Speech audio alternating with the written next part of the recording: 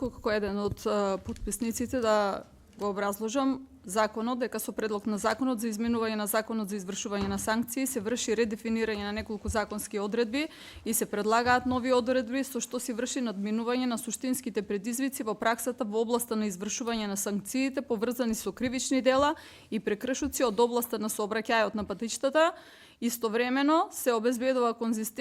конзистентност на законските решенија во правниот систем во државата во оваа област и се прифаќаат добри пракси од други европски држави во контекст на функционалност и ефикасна примена на севкупниот реформски процес на безбеден град. Значи, предлогот на законот содржи измена конкретно кои што се однесуваат во однос на 5 члена, се врши измена на членот 268 и 394,